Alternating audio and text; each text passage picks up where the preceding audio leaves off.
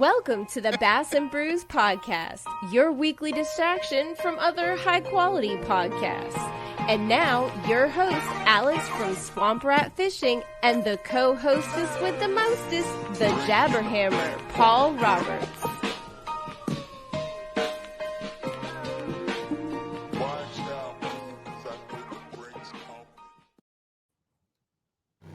Paul. No, Paul, we don't do that opening. No, fuck you, Paul. We don't do that opening. Give it to me. No, that's not it. There it is. All right. What is up, everybody? It's Friday, and that means it's Bass and Brews. Nope. Today is Monday. Today could be whatever day you're listening to this show. Don't let me tell you what day to listen to it. It could be Sunday. You could be, doing lawn work. It could be Monday. We do have a huge announcement. The day the podcast drops will be changing.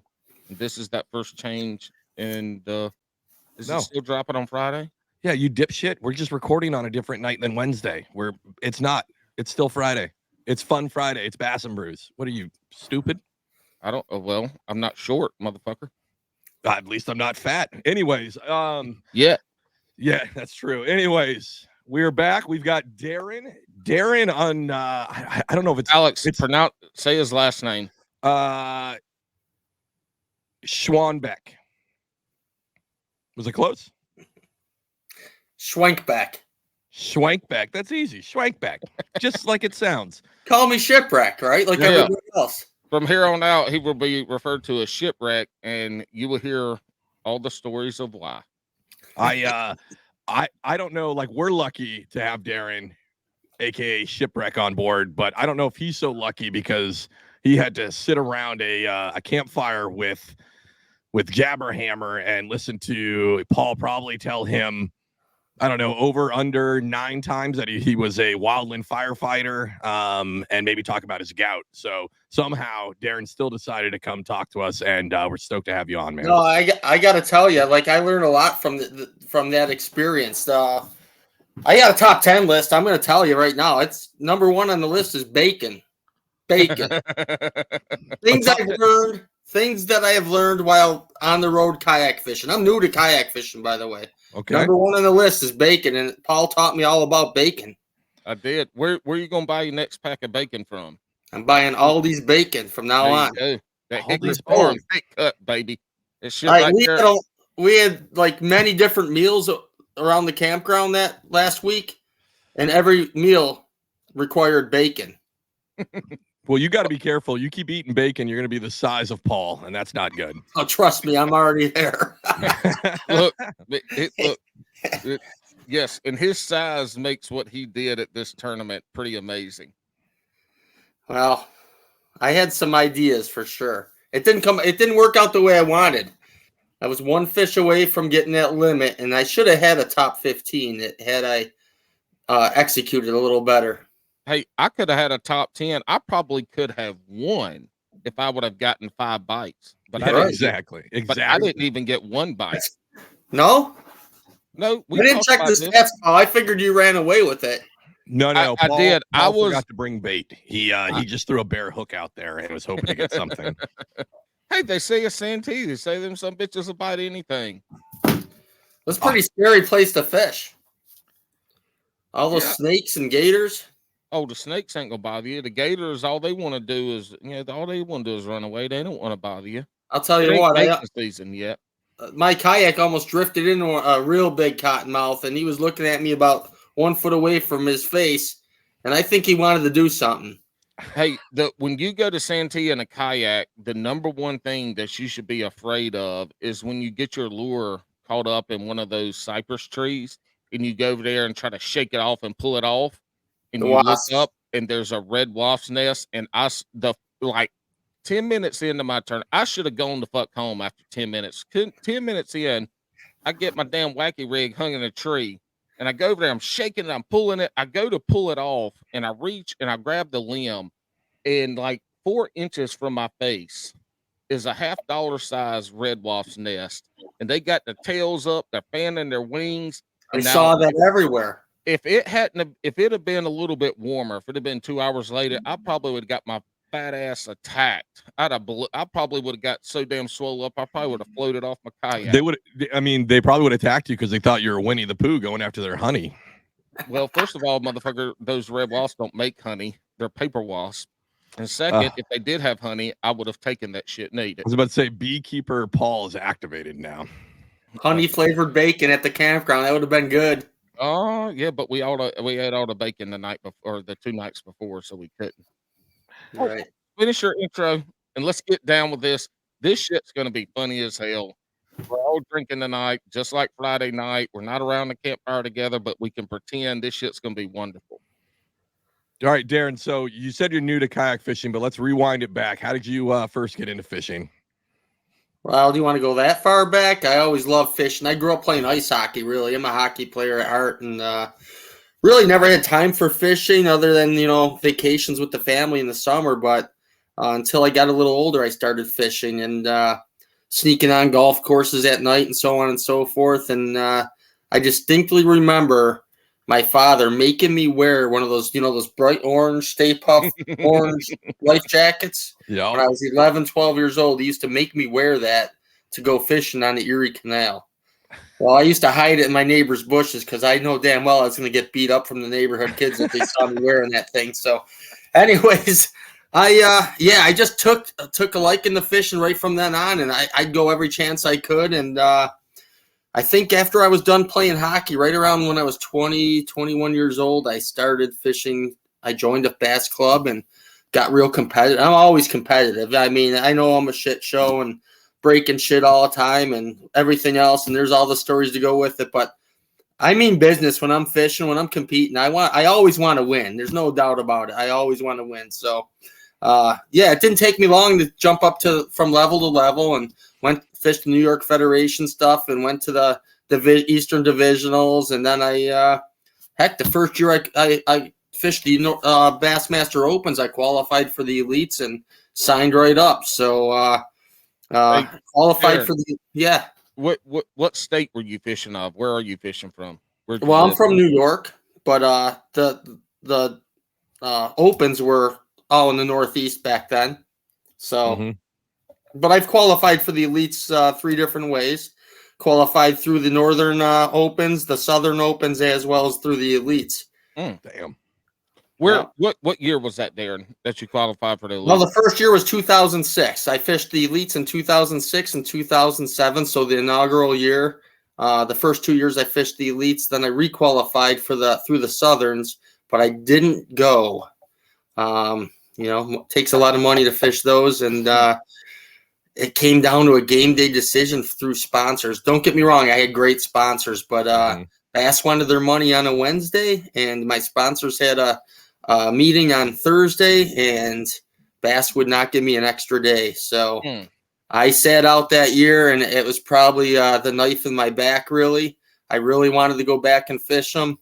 I don't know if the sponsors would have came through or not, but so that following year, I think the next 2 years, I fished a bunch of FLW stuff, and I double qualified for the FLW tour. And again, I did not go. So sort of got bitter with the sport for a while and sat back. And I don't follow it anymore, really. I started doing triathlons, and then I got fat again. I like beer too, so that's why I'm here. That's why you were a triathlete. Jeez. I did. You have fallen from grace because you're a tubby bastard like me. Yeah, I know. I have. And in a short time too, Paul. A real short period of time. I mean, 2017 and 18, I did the Alaska Man Extreme Triathlon 2 back-to-back years. Damn. I did a 50-mile ultra marathon. I did all kinds of stupid things. And I'm back home where I belong, right here. And, dude, you ain't no young spring chicken either. 2017, 18. What? How old were you when you were doing shit like that? Paul, let's not talk about that. Paul, you never ask a lady her age. You don't ask a woman their age.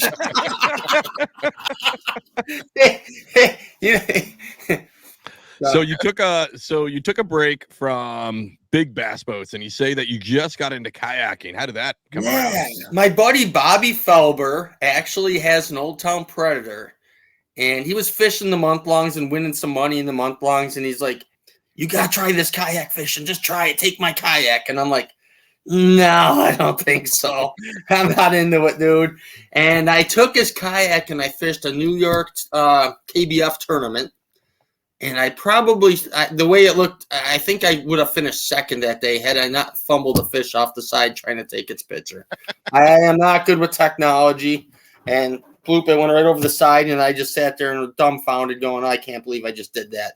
So all the years of bass fishing out of a boat, I never lost a fish over the side, doing something stupid like that. But sure enough, I did it again. That's the following year. So going back, that was my first event. I think I finished maybe 10th out of like 50 some guys. And then I was like, all right, took the kayak back to my buddy Bobby, and I said, I'm done. I didn't like it.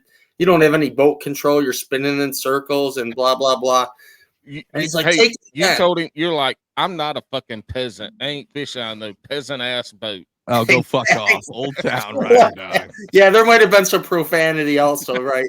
So he told me again, he goes, they're going to Keuka Lake next. He goes, take it again. Just try it. Don't go again. And I told him, absolutely not. I am done. Well, a week went by, and I was like, Bobby, let me use your kayak. I'm going to go do that. I haven't been to Keuka Lake in 15 years. I went there and I won that tournament, and I actually won it in the first cast of the day. I caught 2 5-pound smallmouths on a jerkbait pinned together on my first cast. Holy shit! And I actually got them both in the net, and I just sat there in the boat laughing because I had 2 giants flopping around on the deck of my kayak. And I had one in the net and one tucked in under the seat so he couldn't escape. So I somehow pedaled to shore. I got up on the bank and I sort of managed to get a photo of both of them and submit both of them. And both pictures were actually qualified. They were good. They were a little blurry. I think they actually penalized me because my pictures weren't that great. They were blurry. Yeah. So they gave me a penalty, but I'm not good with that, like I said. And I ended up winning anyway. And that's what got me hooked. I started making money. Money always talks, right? Right. It does. Yep. That's that's a way to go. Like kayak fishing, not only like you said, it's a big fish in a kayak is way different than a big fish in a boat, right? Just because you're getting yanked around all over the place. But to have 2 on the line at the same time, that's heart-wrenching. That's epic, man. That's epic. Yeah. You get the highs and lows all within like 15 seconds. I'll tell you what, in a boat, if you I've had it happen several times where I pin 2 smallmouth together like that on the same jerkbait. Mm-hmm. You never land. If you're lucky, you land one of the 2. Usually they fight each other right off and you lose both of them. I was dumbfounded that I was able to get both of them in. I actually walked them around the front of my kayak out the other side, and they came up to the surface about 10 feet from the kayak, and I just sort of like dragged them across the surface into my net. It was crazy. So, yeah, I don't know. If I was in a boat, I would have lost at least one of them for sure. It's kind of interesting. Maybe it's that give and take. We talk about that a lot. Like on kayaks, it's, you're instantly giving up ground to a fish, leverage. Right? Like when you leverage. Like when you set a hook, you probably got to set it a little harder than you would if you're in a boat because you're instantly going to give up that leverage, right? Yeah, yeah. But maybe that helped you at that point, like able to get those. Able to get those trebles in a little bit deeper. Yeah. Another crazy stat. I fished 13 tournaments now in a kayak. I've had lunker, I think, in 6 out of 13 kayak tournaments. All right, Darrin. All right. Save some pussy for the rest of us. Save some pussy for the rest of us. All right. We get it. We get it. You're a hammer. No, dude, that's gonna, believe me, next year you'll talk to me and I'll be like, yeah, I'm 6 for 25 now. He's fishing bluegill tournaments. Right. I'm gonna switch. I'm gonna make a definitely convert over to something else. Right. All right, Darrin. So let's back it up again, and let's talk about how you got the name Shipwreck. And this came from your time on the Elites. How did the first story come about with you becoming from Darrin Schwenkbeck to Shipwreck? Well, I had a pretty rough rookie year. So I fished 16 major events my rookie year. And I think I blew up 8 gear cases and 3 power heads my rookie year. Yeah. I distinctly remember going to the Evinrude trailer. I shouldn't even say names. What am I doing? I'm killing myself. Well, So look, Evan Root ain't gonna sponsor you in kayak. that's right. Fishing, Nobody's so gonna you're good. sponsor. You're good. I'm looking for an indestructible kayak sponsor. So, anyways, yeah, Evinrude. I went to the trailer and they fixed my gear case. They were really good. They always put a new gear case on for me. They fixed the gear case, and the guy told me that the mechanic said, "You need to change your gear lube." I go, "Why? You just put a gear case on for me last week." Why would I change the gear lube that quick? So yeah, he goes, "Oh yeah, that's right." But yeah, so I had a rough go, and Bass wasn't happy with me. My second year on the Elites, I actually Earl Bentz wasn't happy with me either. God bless him. But I broke. Yeah. Hey, I'm going to interrupt you real quick. Let's go back to the gear casing. So at least when you were on the Elites, did you have to pay for them to fix that? Did you have to pay for parts and time and labor? Like, It did you depends incur on any expenses? It depends on the situation, but they looked after us pretty good, actually. Yeah, they were pretty good. Okay. Yeah, so I don't know that. Yeah, and I will say this: I was the only one on the Elites my rookie year that was running a used boat. I didn't sign with Triton until that off season, or maybe during the season I signed with them, but I still did not take a memo boat through Triton that year. So you had you pretty much then you started with a used boat and ended up with a pretty much a brand new motor by the end of it. The end of what? Every tournament? I don't know. Every tournament I got a new motor. No, by the end of this, by the following year, I switched to a Mercury, and Mercury did refuse to. I actually had a really good sponsor deal with Amsoil, and Mercury would not give me a motor deal because I had a conflicting oil sponsor. As you know, they want you to use Mercury oil in the Mercury motor. So Amsoil was a really good sponsor. They were great for me. I actually took the decals off the Merc and wrapped them. I was the first one ever to wrap my outboard. So I put Amsoil on my outboard. Oh, that's interesting. Give me a motor deal. Yeah. And that wasn't it, correct me if I'm wrong, but wasn't that first the first few years, first handful of the Elite Series, wasn't that when the endemic sponsorship was at its biggest? The non-endemic sponsorship, like the non-Himalaya sponsors. Wasn't that when they were kind of really getting into bass fishing? It was amazing, actually. Yeah, you had guys like running the big fancy trailers. What's his? Oh my gosh, I'm drinking beer, so forgive me because I'm not going to remember names. But you had guys, the Evan Williams had the monster trailers, and Jason Quinn from North Carolina had an insane deal. Like, yeah, we had a lot of good non-endemic sponsors. I had Amsoil, but starting off, I actually had Cornerstone Recruiting out of Maryland. Charlie Dougherty from Cornerstone was amazing. They really helped me out get started, and they were actually I didn't have a title sponsor, so to speak, until halfway through my rookie season, and they were interviewing like 5 guys on the Elites, and probably 4 out of those 5 guys are still fishing professionally today. I'm the only one that isn't. And they picked me up, but there was something about me they must have liked. But I guess they couldn't afford all the maintenance.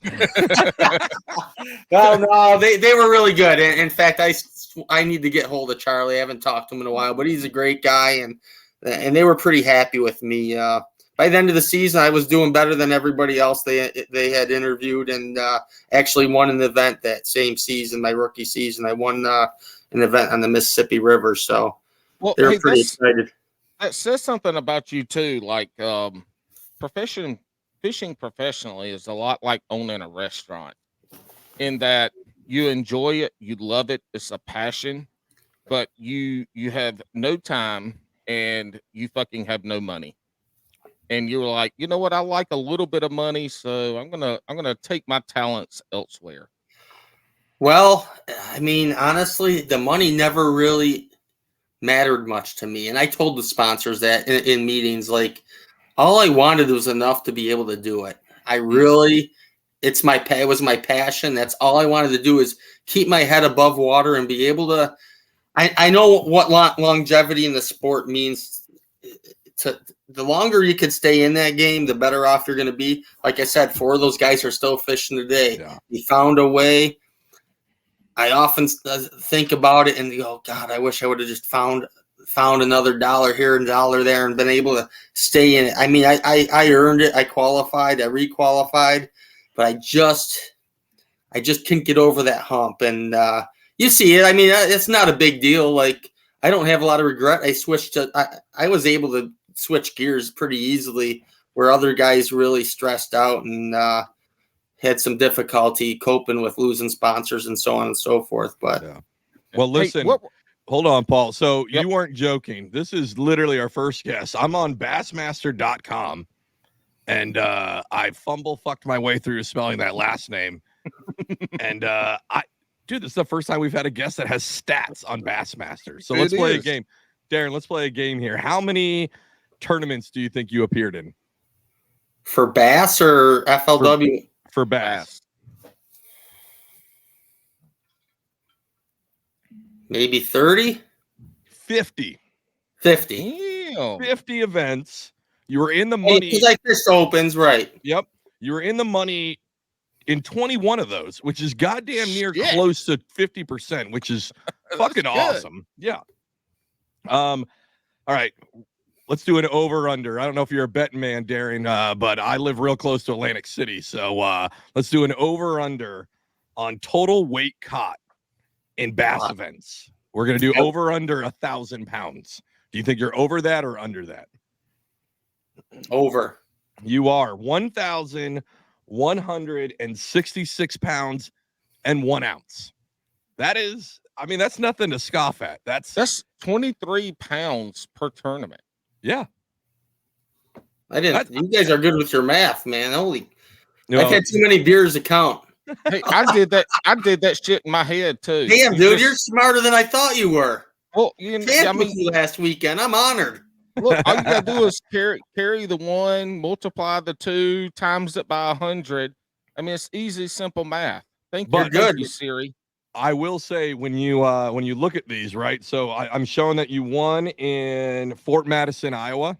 Correct. Yeah. So and that's a big bag. You had a 42-pound bag, right? That's a solid for the river. bag. Yeah, I didn't even have a limit the last day. I came in with the limit, but I had one that was I wasn't sure if it bumped, and I pulled up to my good friend Paul Harask, and I had him look, and he's like, dude, I'm not making that decision. That's not you. You throw that fish away and lose. That's your fault. And if you keep it and get penalized a pound, it's your fault. So, yeah, it was good. I let that fish go right at the ramp before I weighed in. I think it would have bumped and I would have been okay, but I still won by 3 pounds. Thank God. I was so scared. You didn't even need it. I was so scared I didn't need it. But, yeah, you never know. In those events, I was fishing against a lot of studs back then. I mean. Yeah. But what's funny is we have a lot of people talking about that we interact with on social media that talk about, like, if I just win an open, if I just do this, I'll be set money-wise, right? And I understand there's inflation, but even more for you to get through. So that, as per Bass, you took home $62K for that win, right? Mm-hmm. That is not a lot in comparison to now. I don't know. Just for inflation, 100. Well, yeah. Have those numbers actually changed? More. No, the entry fees are more, right? I mean, I don't think the payouts are the same. Look, yeah, the payouts are the same, and look at the cost of a boat now. I don't know how these kids are paying for this stuff. So no, what you win. Hold on. You win that was an elite series, or was that no? Open? That was what back then they switched from the opens and they tried this northern tour, southern tour, central tour, or something like that. So this is showing your cash winnings for winning the event was only 17 grand, and then you got merchandise bonus was 45. Yeah, I won a boat. I won a new boat. Right. So, all right, I guess that kind of makes sense a little bit. But again, a lot of these guys, and I don't, we're not here to discourage anybody, but everybody's like, if I just got that one shot and I could win one, that would set me up for my whole career. Well, yeah.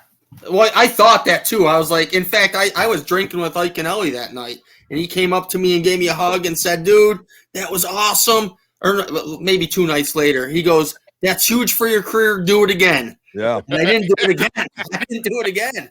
you know. Hey, but well, speaking on that, that's one of the questions I wanted to ask you.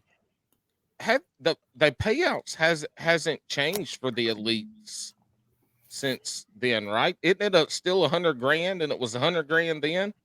like I said, I'm out of the game, really, dude. Okay. But I think it's pretty close to being the same. And the cost of everything's gone way up. And Way just up. look at the gas prices. So, like, I remember being on Champlain and having fish down in Ticonderoga and having to borrow money from a friend so I could drive down there. That's how bad I was struggling at times, you know? And no lie, dude, it's grueling. And not to mention all the stuff that's happened to me. I mean, we didn't even get into the meat and potatoes We yet. are. Hey, Oh, all right. we're getting there. So But just to clarify, I'll play the fact finder. What's that guy's name? Jamie from Joe Rogan. Yeah, payouts $100K for first place, $35K for second place, and $30K for third. What are they now, Alex? Look that No, up. that's what they are right now. Oh, I think they were the same back then. Or close to it. Probably close to it, yeah. The elites were. 2006. I know they were $100,000 for first. Well, So yeah, Google just spit back. Don't worry about it, old man. That was in 06. So I don't know how to. No, in 06 it was exactly the same. that Yeah. is insane. That we're 18 years from that, and Yeah. the payouts are the same for at least first place. The payouts are the same. But what were boats back then? 50, 60,000 was a top of the line boat. Now it's 45,000.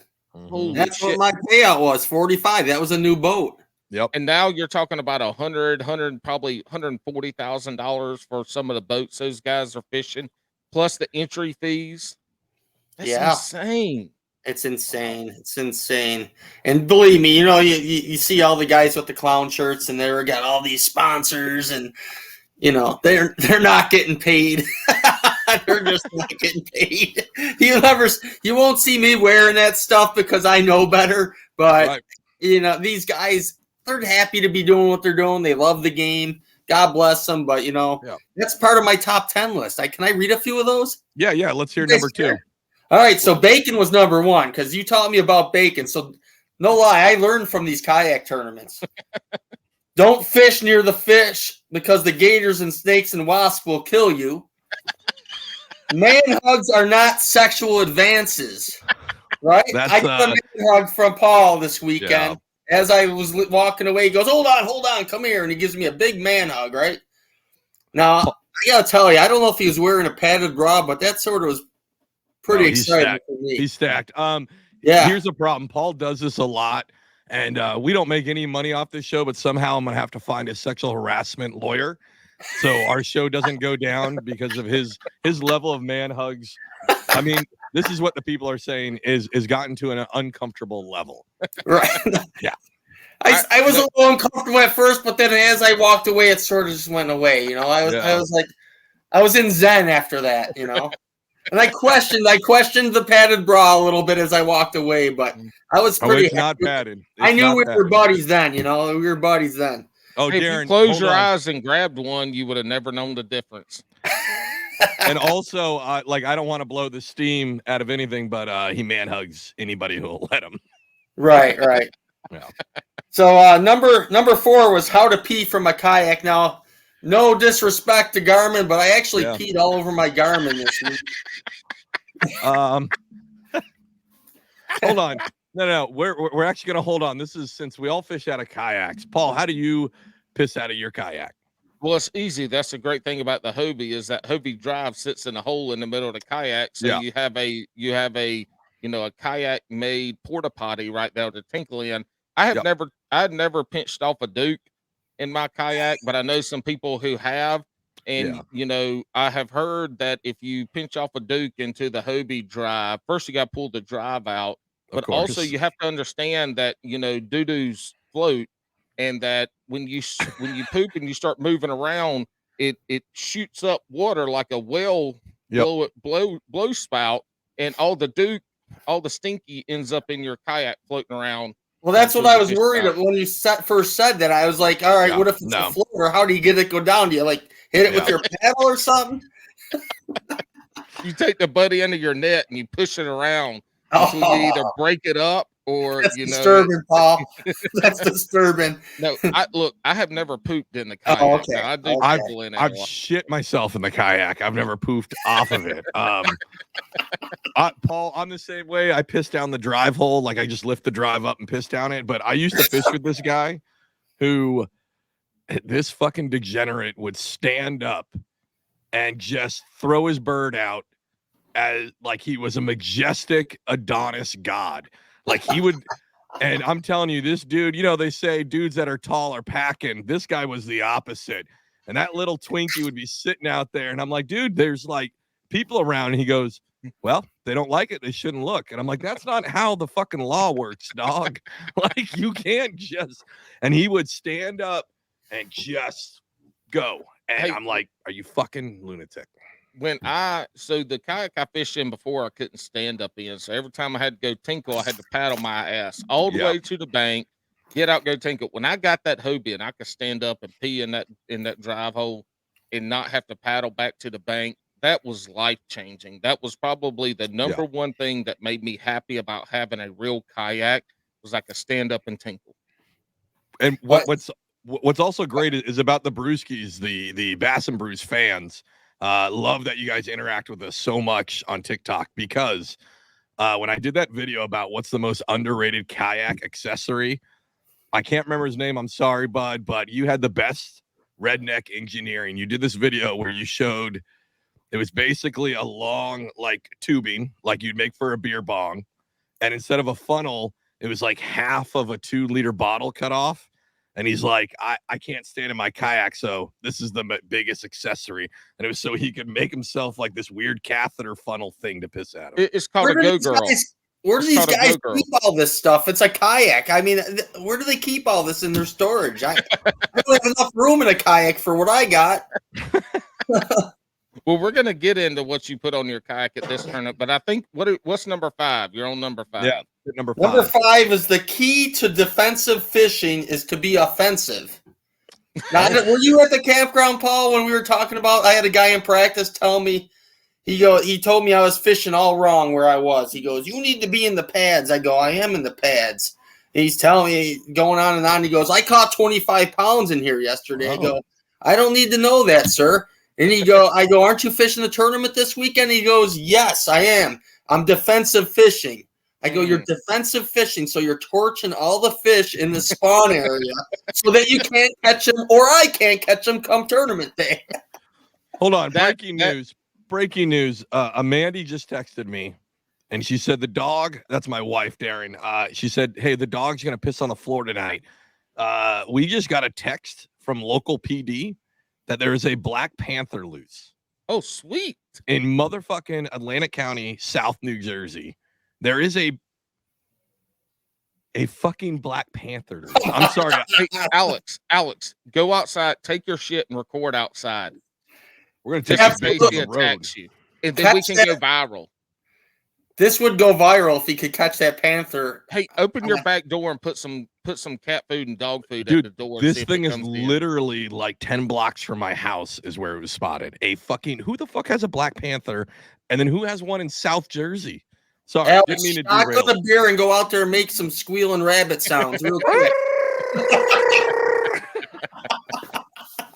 Didn't mean to derail, but holy shit. That's pretty awesome. Hey, Darrin, welcome to kayak fishing, where folks will practice for 3 days straight and be like, I caught 98 inches. I caught 100 inches 3 days straight before the tournament. And I'm like, I just couldn't put the shit together. I wore them out during practice. I couldn't put the shit together during the tournament. I'm like, well, you're right, because guys were asking me, you catching them?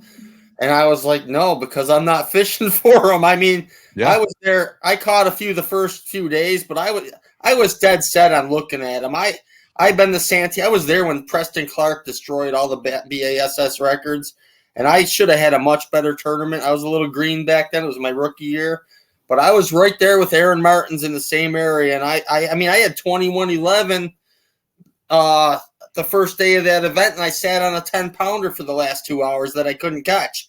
Had I caught that, I would have been over 30 the first day. That would have been my biggest bag ever. But that place is incredible. There's giants there.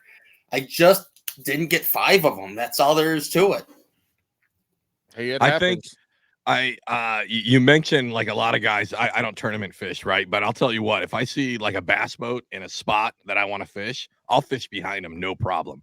If I see a kayaker in a spot, I will not fucking fish behind them because we can't run around real fast on the kayaks. I feel like kayakers will just fucking hammer an area, will just scorch earth that whole fucking area. You're forced to. Right, because you can't move, right? So I could see in a practice where somebody's like, you're going through trying to find these fish, and it's going to be hard to cover water, so they end up just hammering the fish that they need on tournament day, and they don't even fucking realize it, right? But I refuse to go behind another kayaker because I know myself, I'm going to sit there. I'm going to throw moving. I'm going to throw slow. I'm going to throw finesse before I'm going to hit everything before I even leave that spot. I was always a runner and gunner in a bass boat, and I couldn't tell you how many times I wish I could have just ran a mile in that tournament last weekend. I was pinned down, and you know what's crazy about it is I caught Lunker the tournament. There was 2 bass boats literally on top of that fish. I watched them catch a 5-pounder. It might have been the buck. Anyways, they caught a 5-pounder there, and I was literally 50 yards from them. I had an 8 and a 7 in practice on bed. They were both gone. The story of my life, they're all gone. And I watched those guys fish, and when they left, I just started cruising around. And Paul knows my system now, but I was in disbelief. I saw just the Mac Daddy fish sitting there on the bed right where those bass boats were, and I don't even know if they saw them. But I had a little bit of advantage on them. So I spotted that big female, and she was glued, and I was like, "Oh, I am gonna so catch her." Are you willing to divulge this advantage? Yeah, Paul, you want to tell the tale? All right, we're gonna get to that, but we need to. We're halfway through your list, so we got 5 more after that. All right, let's roll through. Hold on, no, Darrin. We're halfway through. We got to talk about how you had the advantage, but we need to back up to how you became shipwrecked. Oh, shit, right. I forgot. We got off of that. Yes. This is the goal. Welcome to Bass and Brews. The biggest story that came out of it. So, as I already mentioned, I was sponsored by Triton, and we came to my home water, Buffalo, New York. And of course, I was getting a little bit of attention. I was a little excited, and I had one of the pros came up in practice and saw me with. I hooked up with a nice fish on one of the shoals off Buffalo, and he literally pulled up next to me and GPS'd me. Literally idled right next to my boat. Hit his GPS and he goes beep beep beep beep, and it entered the coordinate. And he wouldn't even look at me in the face. And I thought I was friends with this guy at the time. And I was in such disbelief. I chased him down. I was hot. I'm a hockey player. I was not letting him get away with this shit, right? So I chased him down, and other boats saw me, and he stopped, and I pulled over. I go, "What the hell do you think you're doing?"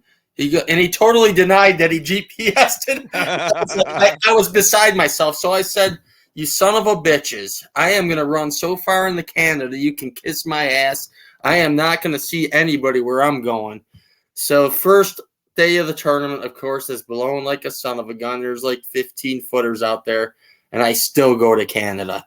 And I had it all planned out. I called a marina. I go, "If anything happens, I'm going to call you. I'm going to come in and refuel and all this stuff." Well, I'm halfway there, and I start smelling gasoline in the hull of my boat.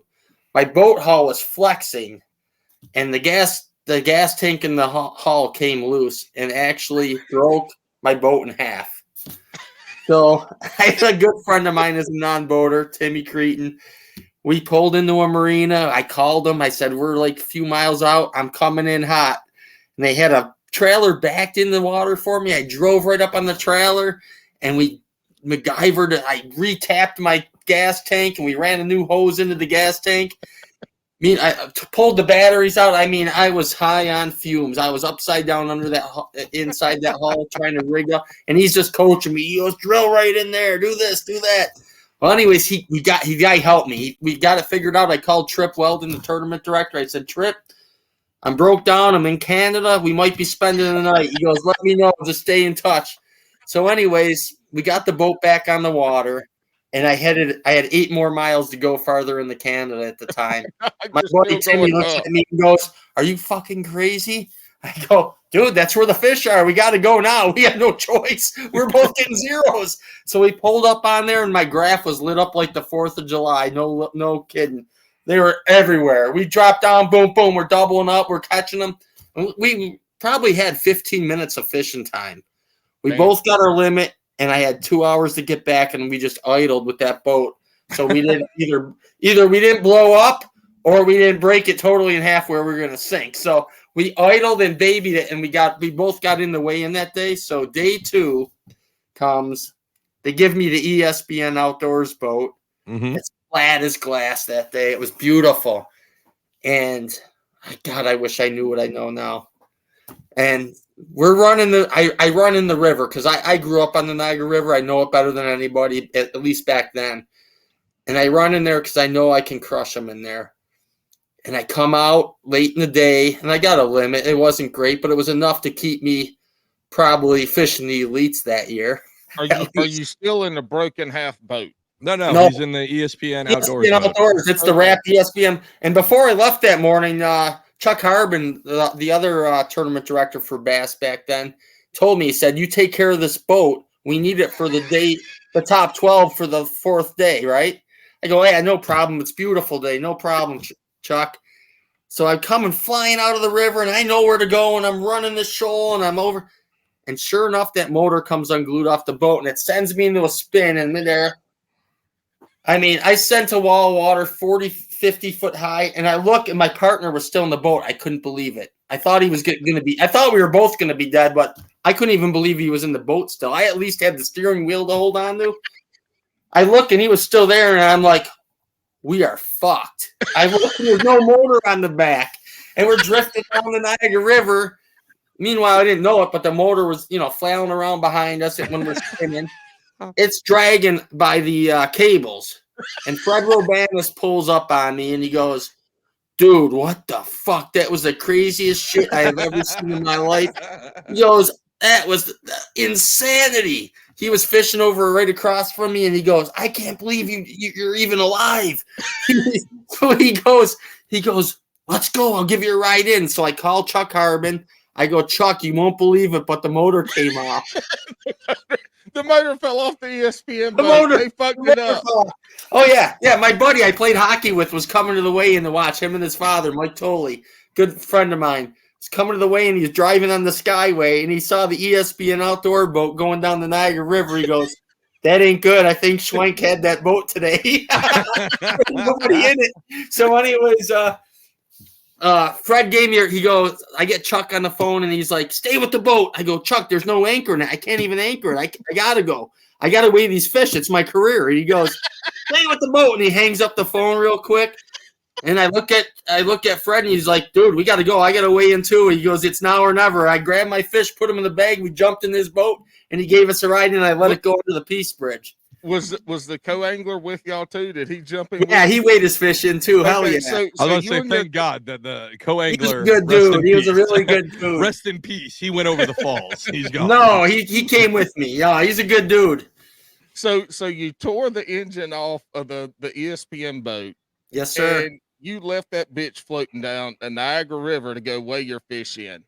All right. Yeah, So it never made the falls though. What? All right. So what happens once you get back to the dock in Greg's boat and you show up to weigh in? It was not pretty. So they were really nice about it and offered for me to come to have a special meeting with them. And wonderful. Yeah, so I got to have a special meeting with the tournament directors and stuff. And yeah, so they had my boat got shipped to Triton with the broken hull, split down both sides, and then they sent the ESPN Outdoors boat to Triton as well. So when my insurance company got there, they said, "Hey, he did that one too." He had them parked side by side each other. So yeah, it didn't look good for me back then. Where was the motor? Did they just throw it in the boat or did they detach it? I called them. I'm like, they were like, "Drag it up the ramp." I'm like, "No." I go, "I'll keep it. Like, I don't want to destroy a motor, right?" And they're like, just drag it up the ramp. They were so No, you've already destroyed 2 holes. Fuck it, destroy a motor too. Like, bring it up there. So how many pounds? They tried to pin me with it, saying I hit something, but I never hit anything. Yeah. I think the bolts were loose and it just came undone. It was crazy. All right, so you tell the other tournament director, I've got to come in. This is my career. How many pounds did you weigh in? 15, maybe. I don't even remember. I don't know. It all adds up because you got to requalify, right? That's the bottom line. You got to be. Did you fish the next day? Did you get another boat? Like what? No, I didn't make the cut. I didn't make the top. I didn't even make on my home water. It's embarrassing to say, but I fished there twice and I never made the top cut in Buffalo. Or no, I only fished it once, I think. I didn't make the cut. The top. That was in 07? Yeah, I believe it was 07. Yeah. Total 29 pounds, 7 ounces. Yeah, so 14, 15 pounds probably. Yep. That's holy shit. Like, I don't want to. All right, Darrin, you seem like a great guy. Shipwreck. Obviously sophisticated because you're drinking wine on the show now. I'm double dipping. I'm representing some hometown brews. Got some K2 jalapeno ale. I got some Pils Mafia. I've got. You can get fucked up tonight. Resurgent Circle the Wagons. Oh, that looks delicious. But you said you had some issues with sponsors that had to have a meeting. Well, maybe they had to have a meeting on whether they wanted you to destroy their shit or not. Good question. I think after that season, they stopped letting us use their boats. Yeah. I wonder why. Yes. Hey, didn't you show up to the ramp, and when you showed up to weigh in, didn't somebody ask you where the ESPN boat was? And he says, I don't know. I think it's floating down the Niagara River somewhere. That's something I knew where it was. It was going downstream.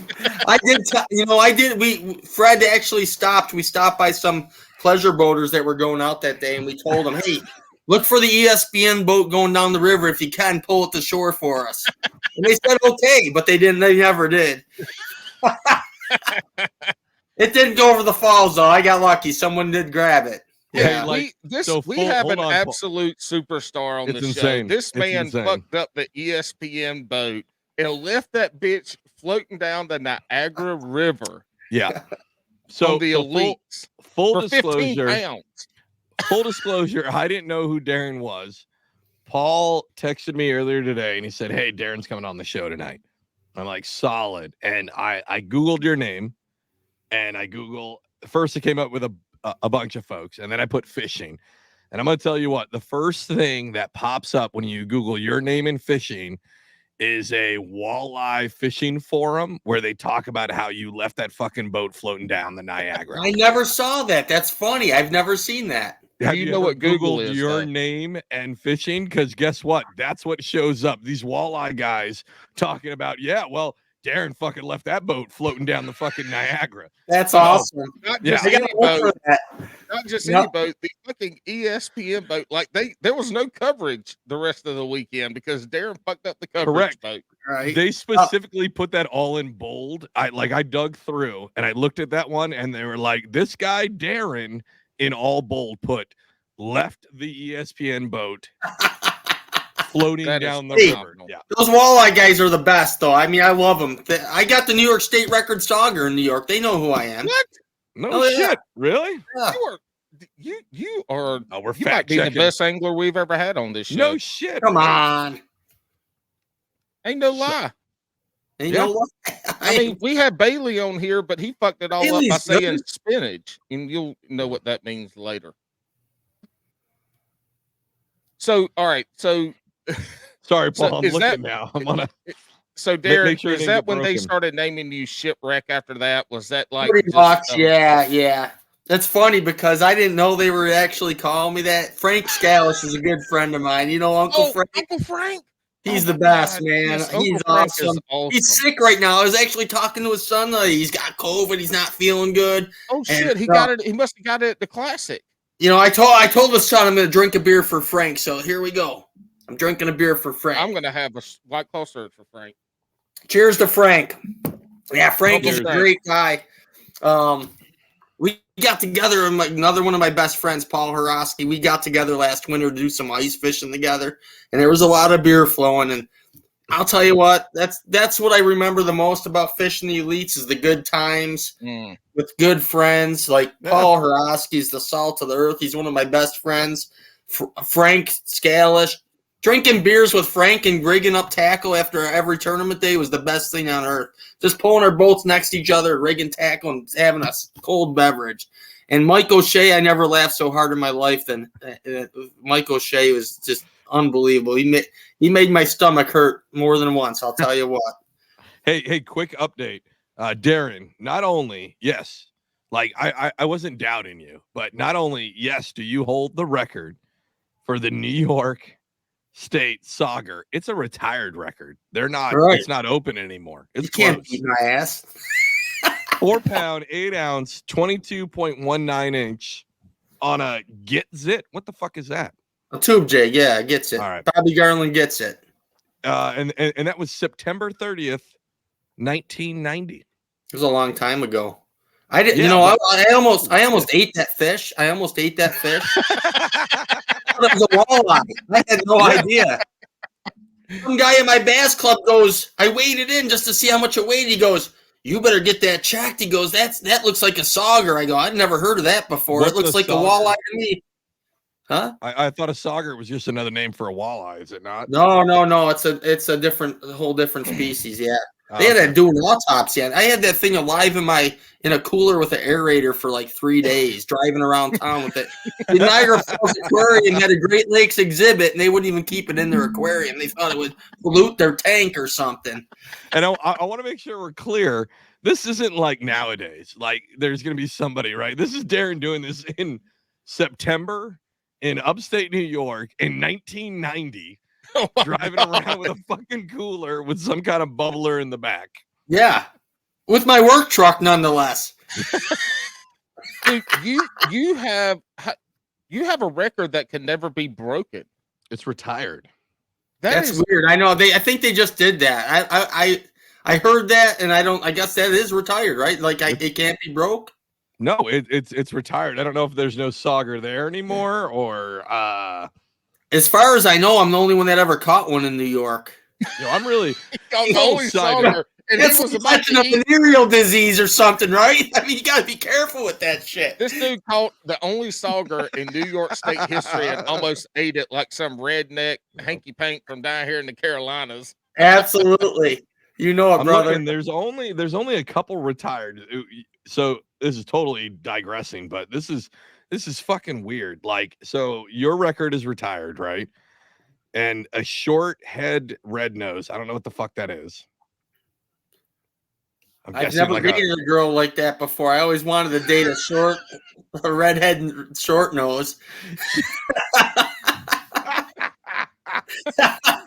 Oh, fuck. Right? That's no, yeah, yeah, you're right. Also, you guys had There's none left. There's none left, dude. There's none left. I mean, I don't know if you ever fished for him, but you guys have a redfin pickerel record.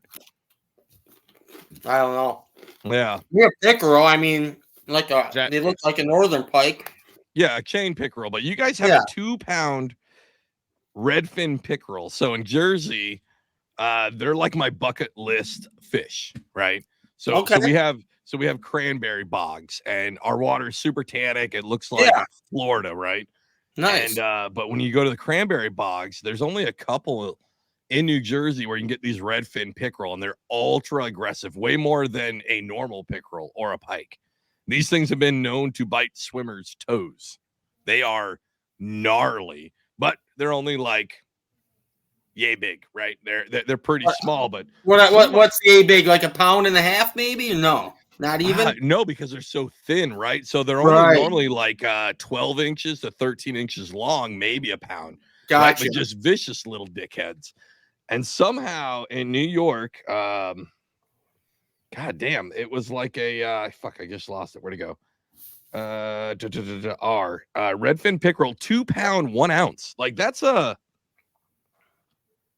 gnarly little aggressive fish. That's like a bucket list one for me because they're absolutely. Yeah, and they're colored different than a normal pickerel. They're very like They're fucking cool. You should look them up. They're gnarly little animals. But I will. I definitely will. What's the big one in New York now? 2 pounds something? It's a 2 pound, and that was in 1989. Caught on a fucking night crawler. So Where? Oh wait, I think it shows that here. What do we got? It does say that usually. It does. Champlain. Oh yeah, that's my favorite lake in New York, guys. Champlain is the bomb. Yeah. Oh, you guys have some. You're old as fuck when you said the bomb. This is you guys have some weak ass records that you should get rid of. Me being from Washington, you guys have a pink salmon record at 4 pounds. Right. Yeah, well, I fish Alaska. They're a nuisance fish. They are. I wish they'd be extinct, right? Dog salmon, bro, because you feed it to your dogs. Dogs are horrible too. They're nasty. They are. Stinks and dogs can disappear as far as I'm concerned. Yep. Hey, speaking of Alaska, what are you going to do in a couple weeks in Alaska? So, dude, I've had a great life. If I die tomorrow, I'm going to tell you right now, I had the best life ever because not only did I fish professionally, I played pro hockey for a very short time, but I played a lot of ice hockey in my life. And I also drive a tour bus in Denali National Park. It's the most pristine, beautiful place on earth. So that's what I do in the summers now. Yeah, I drive a tour bus and I leave next week. And on your tour bus, do you have the headset on or the microphone where you're driving and touring and telling people what's going on and educating them? Yeah, I drive a transit bus. I look just like you right now with the headset and the mic. Yeah, absolutely. But you know what? I'm taking people on an adventure every day. I wake up every day knowing I'm doing something really cool, and I'm going to see something different every single day. Like every day is a different photo op, and people, you just, it's not hard to be excited about your job every day. And really, that's what I love about it so much is I'm taking a different group of people into the great outdoors every day to see grizzly bears, caribou, moose, Dall sheep, and even wolves. I've probably got the best wolf video ever taken in the park. I'm sorry, I missed it. I had to check on the panther. Where exactly in Alaska are you headed Did he move in yet? Is he in your living room? I mean, he's in the backyard just chilling, sipping out of your dog bowl. Exactly. Where in Alaska are you heading to? Denali. Beautiful. Yes, sir.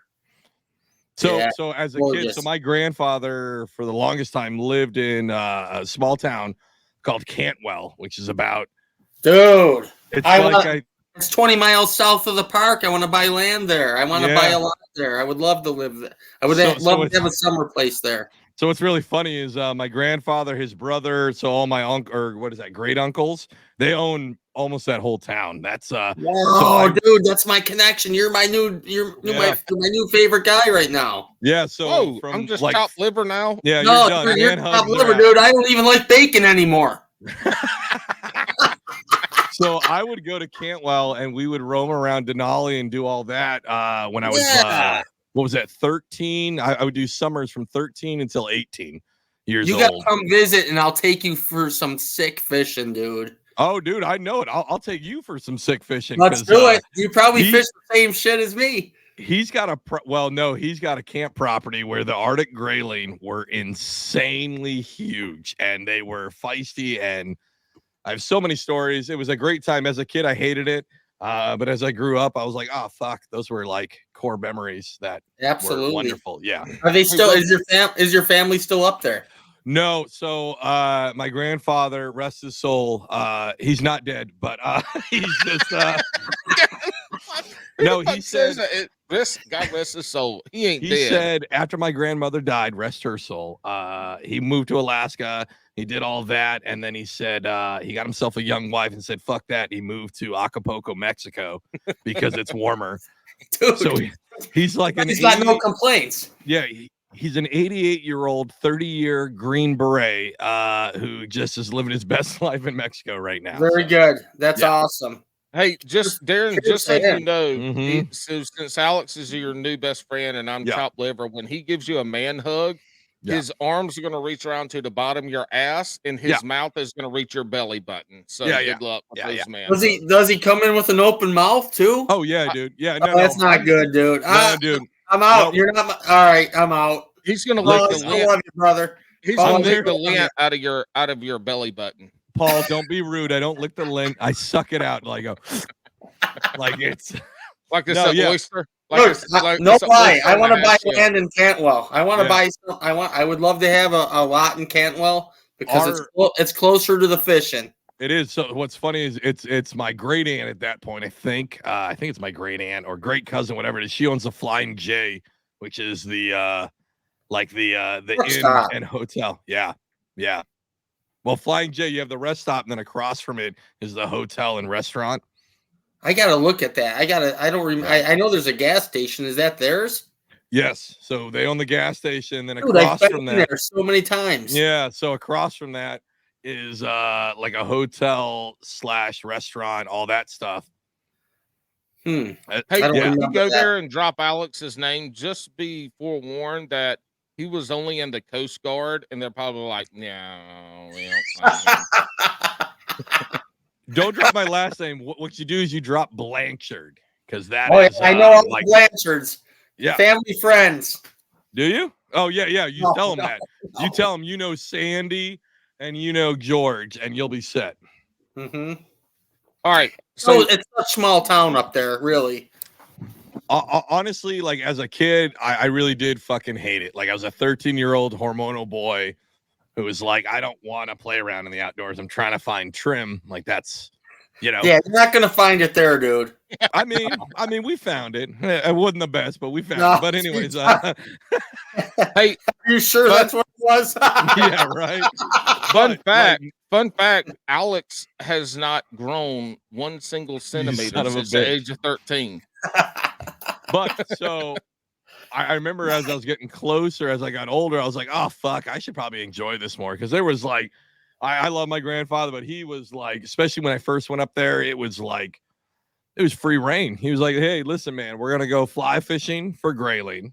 And I was like, Yeah. oh, okay, we'll go do that. And he's like, but there's a little sweetie I want to find. So just kind of walk your way home and figure it out. And I'd walk my way home and there's like moose and fucking shit everywhere. It's Oh, yeah. awesome. It's beautiful. And then as I got older, it was cool. Like we were building cabins for tourists, right? So we take airboats, we'd run them up the river and we build cabins. You were on the Indiana River. Exactly. So we'd run that all Awesome, the way dude. up and we build these cabins. And there's one time where we're up there and again, I love him to death, but he ran through his beer stash way too early. And he's like, hey, I'm going to run the boat back south down the river and you just stay here. I'll be back tomorrow morning. And the old man By yourself as a kid. Yeah, I was 16 years old, and he left me a carton of smokes and a 12-pack. And he left, and he's like, I'll be back in the morning. And he left at like 2 p.m. So he didn't come back for 5 days. What'd you And eat? like totally true story. He didn't come back What'd you for eat, like carcasses off the side of the river or what? no. I mean there was fish there, so I caught fish and I ate Nice, fish, and nice. I continued the work that we were Yeah. supposed to be doing. And he comes back finally, and I'm like, yo, what the fuck, pops? What's going on? And he goes, well, I mean, I stopped at the bar. There was this little thing there, and I just kind of hung out with her. And I'm like, wait, so my grandfather left me for a lady for 5 days? And he goes, listen, man, you'll understand. And I'm like, I'm trying to understand now. Right. Because, yeah, it was. But I look back at it. These are like I got memories of like grizzlies. Like we did Kenai. There's once I was 14. We did the Kenai rush, right? So everybody sits in that stream and you snag sand. Oh, yeah. Through the Kenai. Sockeyes. Yeah, sockeyes. Yep. Yeah. So we had pushed away from the Across the river. crowd, and I remember I specifically before that I called him I said, listen, you're just a busted old man. Like we got in some kind of argument because we did this all the time. We argued all the time in this fucking beat up truck we drive around all around Alaska with. And I told him, like, you're just a busted old man. And we get to this river, we're way off, and I'm like fucking around with these salmon trying to snag them, but I'm on the wrong side of the river. And he's on the other side, right? And I don't realize that there's 4 cubs next to me. And Mama Bear starts charging through. And I can hear the trees shake and rustle as Mama's coming through. I'm going to tell you what, Pops ran through his old ass carrying his cup still, right? And it's not one of these Yetis. It's He like didn't drop it. No, it's This not a guy's a Yeti. professional. Exactly. It's like a busted AM/PM cup that he's like charging through the river to come scoop me up, have me hold the cup, pull out his sidearm down on the bear, and then walk me back across the river. And I was like, and then he drops me and he goes, "Who's fucking old now?" And I was like, exactly. Yeah, he was exactly. He's a gangster. He's definitely not listening to this because he doesn't trust the internet. But right. Drinks to you. Drinks to you, Grandpa. Drinks to you, Paps. All right, hey, Darrin, let's back up. Let's finish up your elite tour. Did you have any other wild, crazy, stupid shit happen in your last year of the elites?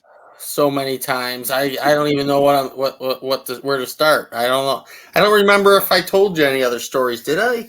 Those were the two biggest ones because it took forever to tell them because we kept interrupting you, which is the Bass and Brews way. But we were actually on site in the fire. But anyway, you know what we're trying to do. We're trying to transition from your time in the elites. We're going to skip the time that you hated fishing, and then get into. I never hated it, but yeah, I was pretty pissed off with things. Right? Hey, it sounds like you hated it. But then we touched on your beginnings into the kayak world.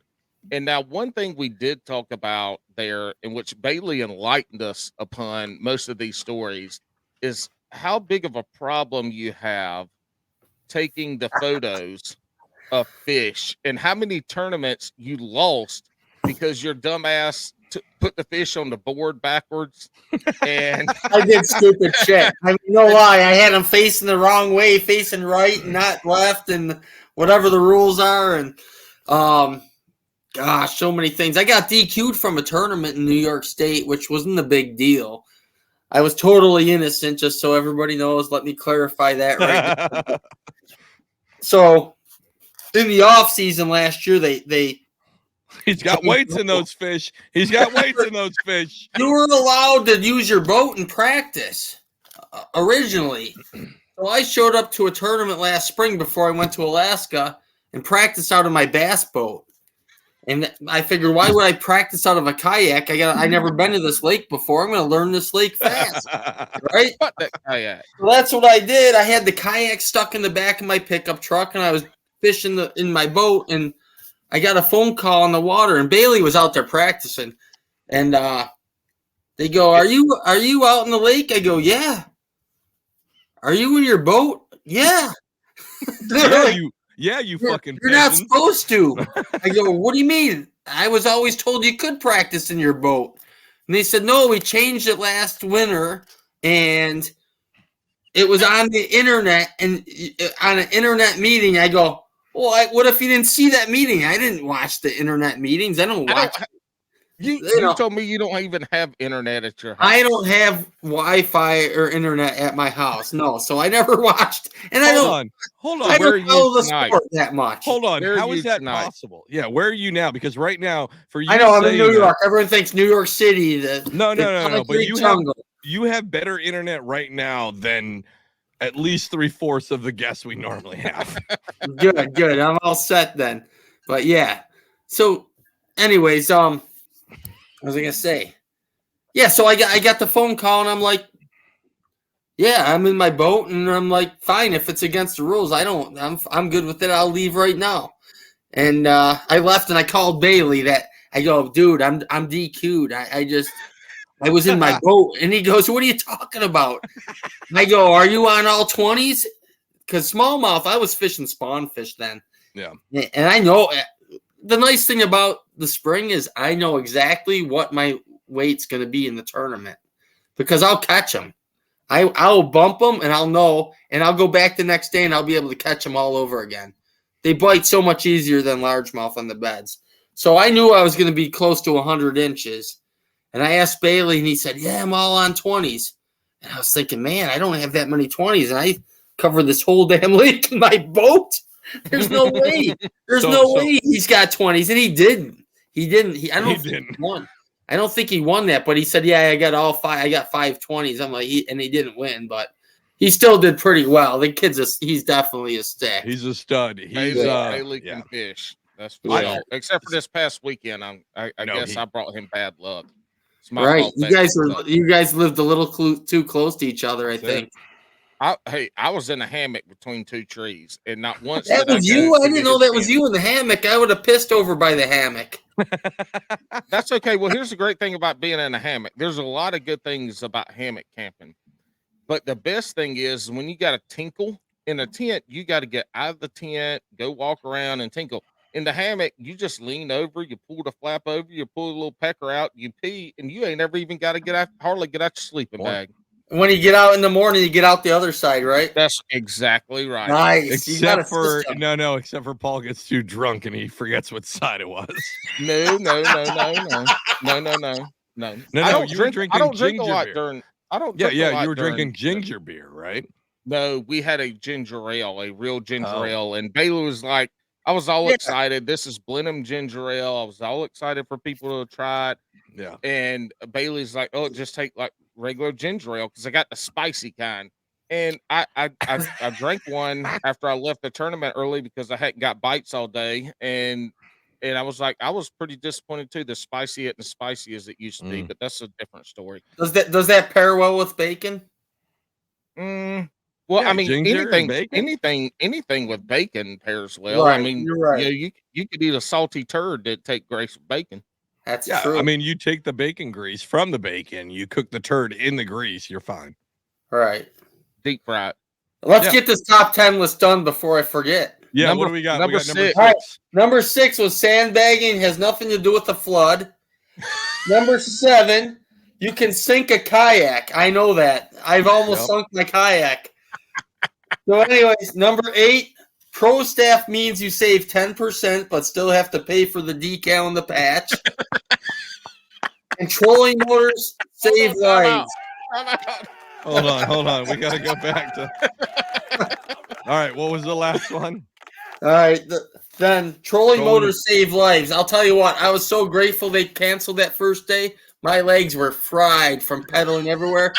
All you guys with trolling motors can kiss my ass. Yes. That sucked. I pedaled everywhere, and I was pulling all that shit with me. You know that, Paul. All right. Number 10. This is the best one. Ready? This is it. A balloon knot has nothing to do with fishing. Yeah, absolutely.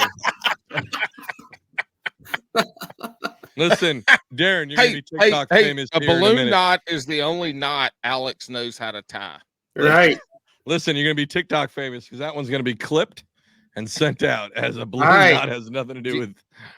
Do you know what TikTok is? No. I actually have a TikTok page. You guys want to follow it? Yeah, and we're going to. What is Darrin of Denali? If you want to see the best wolf video ever, check it out. I took that in 2017. I had a whole pack of wolves scent rolling in front of my bus. Ooh, nice. It's on there. Darrin of Denali. All right, Darrin, we're Santee during the spawn, and people are sight fishing these fish.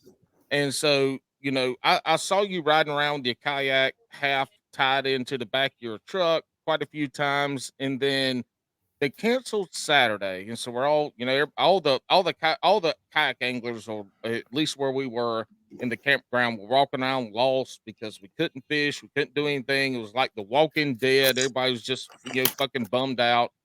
And I see you ride by, and I'm like, what the fuck? I saw that look on your face. I saw that look. And I blew it. Holy shit, that is fucking cool as hell. Alex just showed the picture from his Darrin's Tiki Tac. You drove by, and I'm like, what the fuck is that? Is that a fucking walker? And then later that day, you drove by again, and I'm like, Bailey, Darrin's got a fucking walker on the back of his kayak. And and sure as shit, it was a walker. And then later that night, where I took the video, which I'll post on TikTok here coming up. Tic-tac? Before this. That's what he calls it. Tic-tac. It is this y'all look. Darrin done stole some old lady's walker from the Waffle House in Santee, South Carolina, and bungee corded it onto the back of his kayak to stand on to sight fish. All right, hold on. Let me just tell you one thing. My mother is an amazing woman. Yes. I left her on the sofa for a week. Another walker. I come home and she was still on the couch. Listen, I'm gonna tell you what. In the text we had before this, Paul, I got sent some pictures of this walker, and to be completely honest, I knew we were gonna have an older angler, right? And just so you know, Darren, your birth date is on Bassmaster, so I know it. And I was like, "Fuck, is this guy in a walker and fishing kayak tournaments?" So I didn't know how to respond on the text. Like, do I do the laughing emoji? Am I like, haha, you're in a walker? Or like, I don't know what to fucking respond. So I want to know how this fucking walker came apart. Dude, I was doing everything to figure out how I was going to build this thing. Yeah. I actually bought all the PVC and I was building the platform and everything to figure it out. And it just was heavy. It wasn't working. It was just a nightmare. Didn't initially you tried to stand on your seat and fell out of the kayak trying to stand on your seat? Okay. Oh, I got to tell you a funny story though. You made me something that happened last weekend that I didn't tell anybody. So, but anyways, I was walking through a thrift store and I saw a walker. I go, oh my God. And I bought it. It was like $6.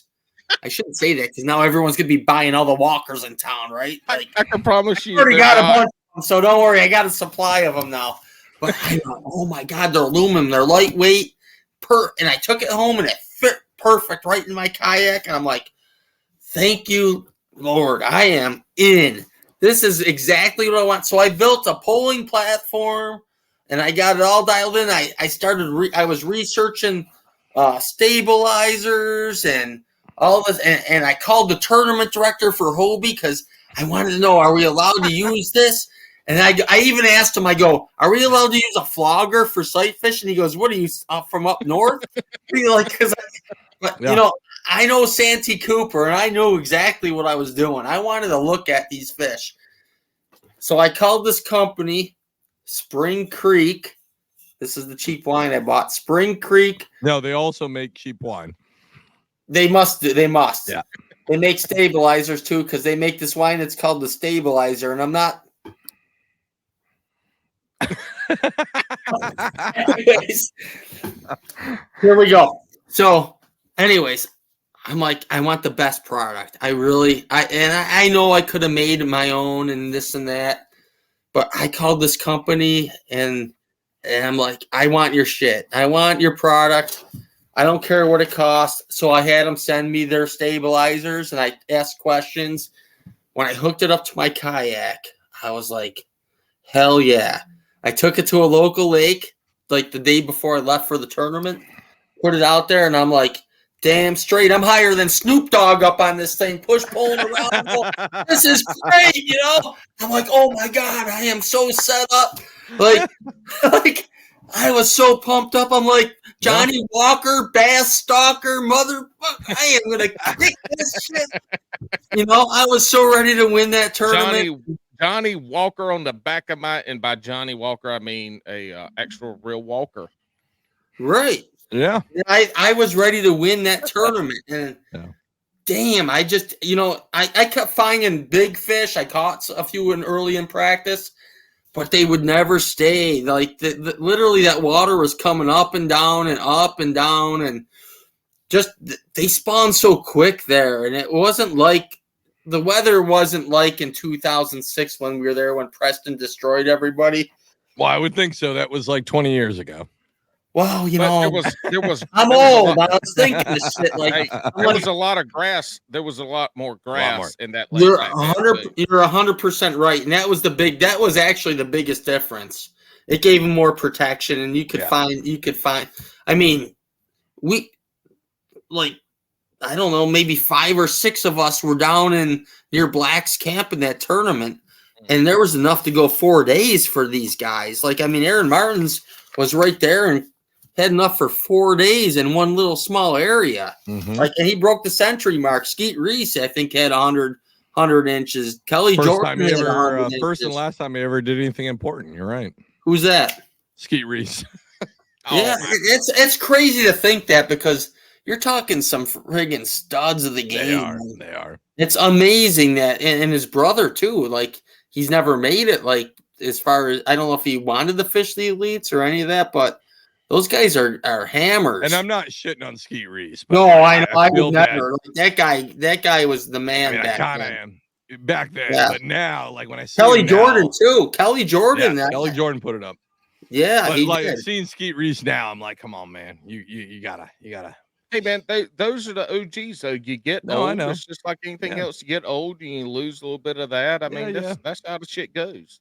I wonder if a lot of it's the technology because I know I'm not good with it. I am sure these guys are far more educated than I am. They're still on top of the game. They got to be. Not all of them. I'm gonna tell you, Randy Blockett is not on top of it. He's not into it. I know. I get that. Listen, some of that stuff. I'm not. I'm not. I just bought it. I bought it from a good friend of mine, Brad. I haven't used it. I took the unit to Santee, but all I took was the GPS to mark beds and spawning area. I didn't hook up the forward facing. I don't have time for that yet. When I get back from Alaska, I'm going to learn it because I'm gonna tell you what, it's a necessity. If you want to learn it, really, you should watch Randy Blockett's videos because he's so out of touch. It's going to tell you that you should learn it. And my new favorite thing is Randy Blockett puts out more videos than a cam girl who's on OnlyFans. Like he puts out 9 videos a day and they're all bitching about technology and it's become my new favorite thing. And they're all really short. They're like 4 minutes of him just rambling and talking about whatever. Right. But it's like my new favorite thing. He does have a lot of really good nuggets because he got that old school knowledge, which is awesome. He does. Like his jig, what's funny is he'll do like 9 million videos a day about forward facing sonar basically and how he fucking hates it. But then he'll put out like a 1 hour video about how to fish a jig the old school way, which is solid. That's great. And at one point I want to know who's on his team, like his marketing team, who is it's like Randy Blockett. Yeah, no shit. Him. Right there. Like they're Randy's. Like, hey, just center on that. And he's like, no, I'm going to shit on every Elite Series angler and MLF angler for using forward facing. Yeah. And that's what he really doubles down. He can't do that because these guys are so good at their trade now. Like they're younger Jacoby than me. Weebler, Jacoby Weebler is so good at using Jacob Wheeler. He's Jacoby. Yeah. Jacoby, you call him? Jacoby Weebler. I fished the Forest Wood Cup back in, I don't know, 2010 or 11. That was his first Forest Wood Cup. He won the following year. He won the cup, and I met him at the ramp. And I'll tell you what, I became good friends with him back then. I obviously that's been gone. I haven't stayed in touch, but he is a stud. That kid. He's obsessed with the game, and you know what? That's what it takes. He's really good for the game. That kid is the man. Like, obviously, he's proved it over and over again. He's proved it. What throws me off is you met him as, Jacob. He was green. He was green back then. I'd be sitting home drunk in my cabin in New York. He'd be calling my house, and I'd be talking to him on the phone. And he'd be like, "What about this guy? What do you think of this?" Like, He built himself because he was so invested in the game. So that's the thing. You think of generational talents in sports in general, right? And I'm not a hockey player, but there's those generational hockey players. There's the generational basketball players. There's Jordan, Kobe, LeBron. There's generational football players. We have the same thing in bass fishing. You have those generational talents in bass fishing. KVD was the one up until not too long ago, and then Jacob Wheeler comes in, and he's a generational talent. And I think Polinick maybe right now might be that generational talent for what he's 100%. We've got him in the kayak world too. I mean, you look at here recently, Russ Snyder's is a generational. What's talent funny, Russ Snyder's cousin. I talked to him at the awards last week. I never met him, but his cousin was on my bus in Denali last summer. Oh, shit. I had just won 2 kayak tournaments, and I went to Alaska for my job, and she goes, and I always talk about fishing on my bus. Even though I'm in Denali and there's not much for fish, I talk about fish. And Yeah. anyways, she goes, Are you a bass fisherman? I go, yeah. I go, actually, I am. She goes, my cousin's a kayak pro. And I go, who's your cousin? She goes, Russ Snyder's. I go, well, I don't know him. I go, but I just won 2 kayak tournaments before I came up here. She goes, you got to get to know my cousin. So I friended him on Facebook. Well, just last week I got to talk to Russ. It was pretty cool. Yeah. He's a good dude. He's a really good dude. But it's interesting that to me as a student of watching athletes, like a student. Hold on, a student of watching athletes. Get off your fucking self, Paul. You're not. You know that what, important. Alex? God, just because you thought you were a professional skateboarder, and you couldn't make it, doesn't mean anything. It means you weren't a student. This is coming from the third string punter on UNC. I was second string for 2 years. years. Were you a punter? Yeah, of course. Of course he was. Okay. Yep, I was. I thought he was the quarterback after last weekend. No, exactly. He's got war stories. I thought he was Josh Allen. Mm-hmm. See, now Shipwreck's over here. No, he's not overrated. No, I love you, brother. I love you. Believe me, every team needs a good punter. Trust me. Even the Bills. Yeah, but that wasn't Paul. Hey, you know about the punt? Is that a Bills hat? I thought that was a Denver Broncos hat you had on. We had the punt god in town, you know. You did for a short time. Well, I don't know what happened. I'm not going to get into that. That's politics. There we go. All right, so fuck the generational talent stuff. We're past that. Yeah. Tell us about your problems taking pictures with fish. Bailey, I can't remember all this shit because a lot of shit has happened there. Didn't you take like pictures of winning fish with no ID card or I don't know what I did, Paul. Bailey's calling me. So I fished a tournament. I fished Bailey. Somebody get Bailey on this bit. Right, get him on here right now. Because he knows better than me, because he knows the game. Right. I was fishing 2 tournaments in one day on Owasco Lake, which I've never been to. And Bailey's blowing up my phone. He goes, dude, you got to learn how to take pictures. He keeps giving me shit over the phone. And I'm like sending these pictures to different places and shit. Like 2 tournaments in one day. It was way too much overload for me, right? That's why I only did the 1 last week. There's 2 I could have been in.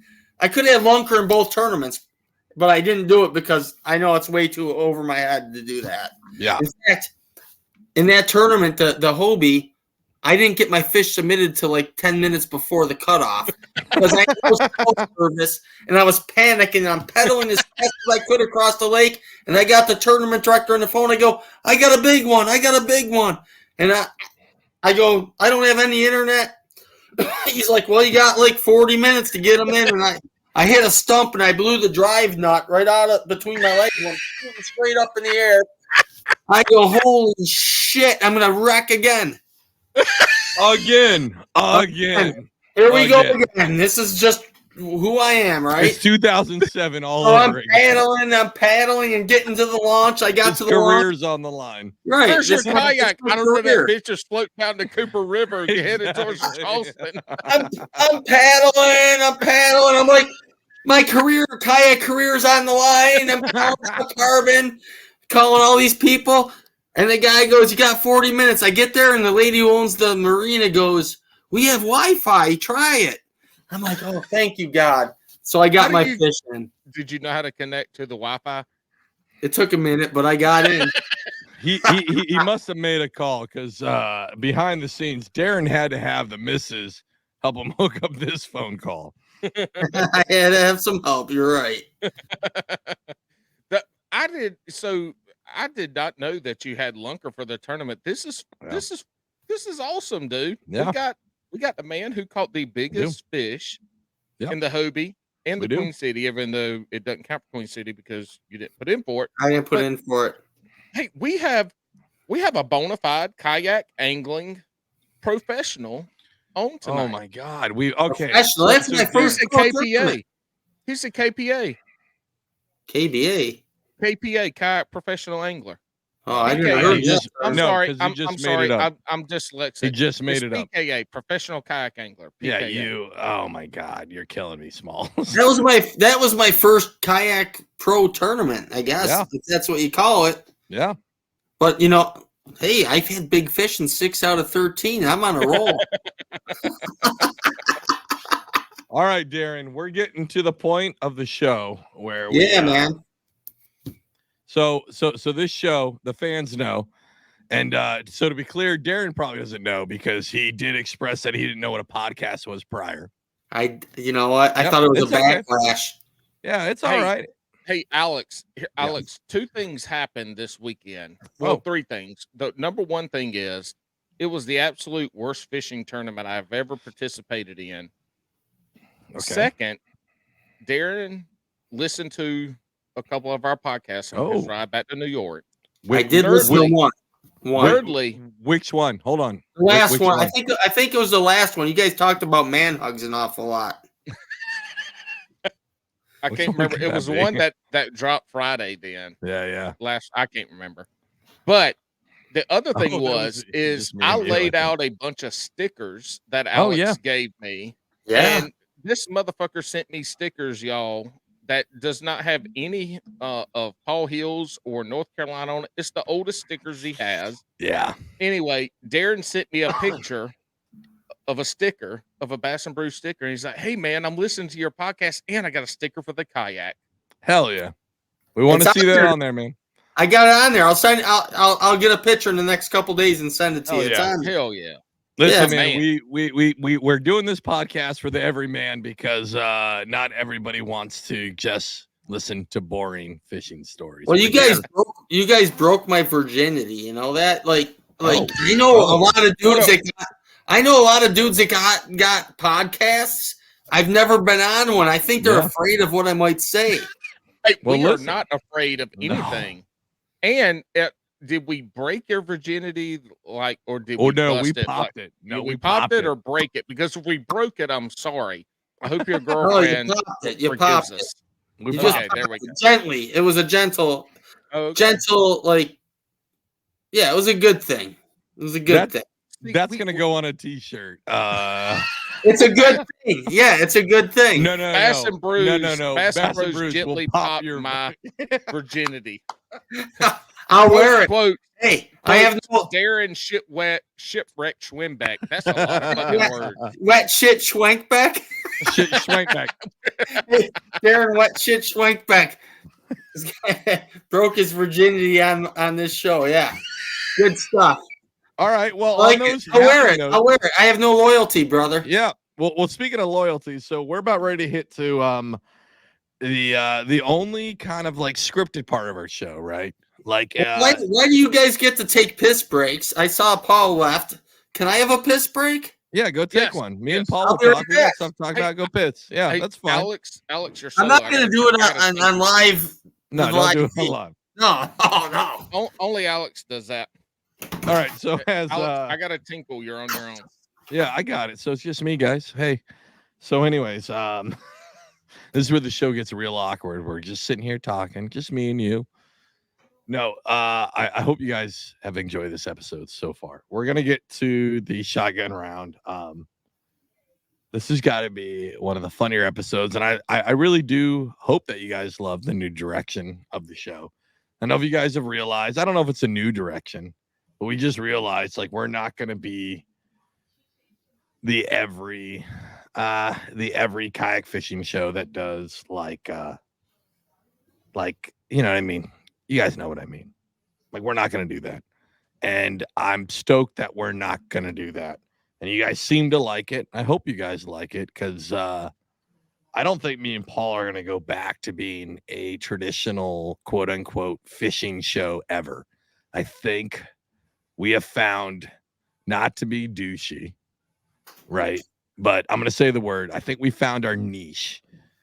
And by that, it makes me and Paul excited to do the show every time because we're not the every fucking fishing podcast.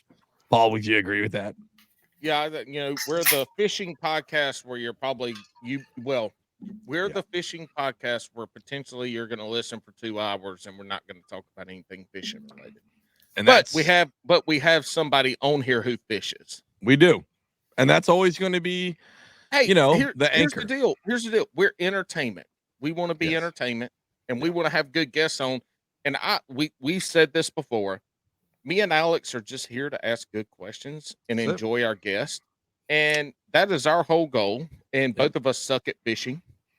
I wouldn't say that. I mean, I think you do. Be honest. I don't know, Alex. I heard a lot of like talk before the tournament that I thought this guy was a real stud. No, he's not. Well, not only can he cook bacon, but I was figuring he was going to crush him. No, he sucks. I showed up without look. I had. We understand. He talked about it in another podcast. He sucked ass.